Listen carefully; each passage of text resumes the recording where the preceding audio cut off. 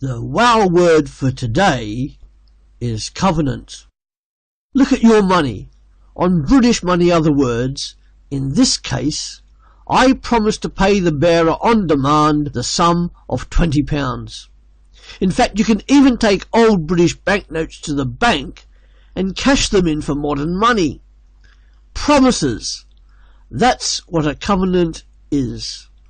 A promise between two parties.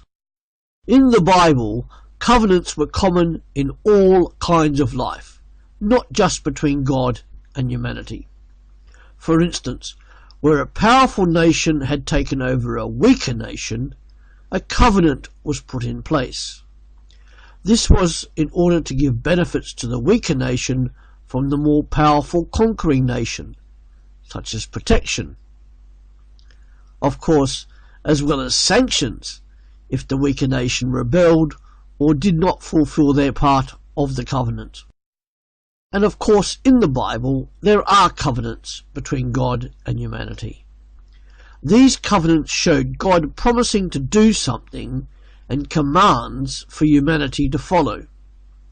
When an Old Testament covenant ended in failure, it was always due to humanity's inability to obey God, such as when Adam and Eve ate the fruit of the tree of the knowledge of good and evil, thereby breaking their covenant made with God.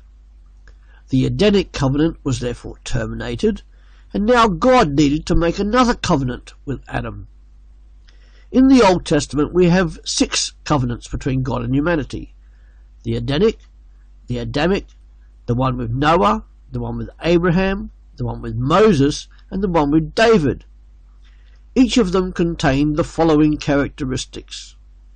God always took the initiative.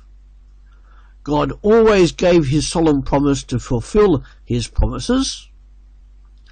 And God always waited for a free response from humanity without coercion or force. And there is a 7th covenant. As Christians today, we are living under what's called the New Covenant. 4 features of this covenant are: God transforms, God will be your God and you are his, God will come live inside you and lead you, God will forgive you your sins and they are removed by him. This new covenant is sealed only through the perfect sacrifice of Jesus Christ on the cross. His blood, shed on the cross, ensures the truth of this new covenant. There is no other way for this new covenant to be sealed except through Jesus' blood and death alone. This new covenant finalizes what the covenant made with Moses could only point towards: the follower of God living in a dynamic relationship with God and living a righteous life conforming to God's holy character.